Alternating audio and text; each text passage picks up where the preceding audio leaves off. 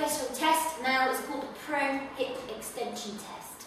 So the prone hip extension test, your client is going to lie face down prone on the couch. What we're doing here is assessing the firing patterns of glute maximus, hamstrings, and then your lumbar erector spinae, so your lower back muscles there.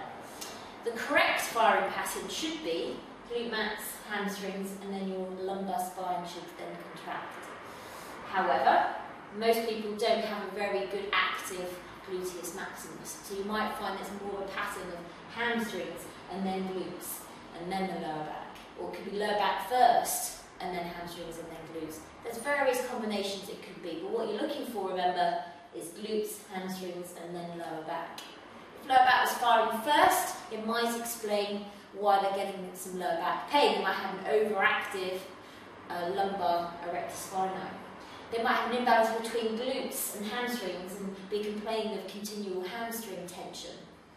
Probably because they've got an inactive glute max, so you need to prescribe them some kind of activation exercise to make these more dominant over the hamstrings, which they should be.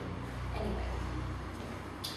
So, client lying prone, one hand very gently on the lower back here, and your thumb on the glute and your little finger on the hamstrings.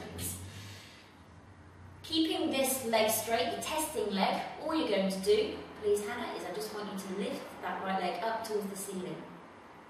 Good, and lower down. So remember, what you're feeling for is muscle contraction. So it should be glutes, and then hamstrings, and then lower back. It's just test as we always do and compare to the other side. So lift up your left leg this time. Good, and down. Do that one for me again. Good, and down. Good. So you know on the back, on the left hand.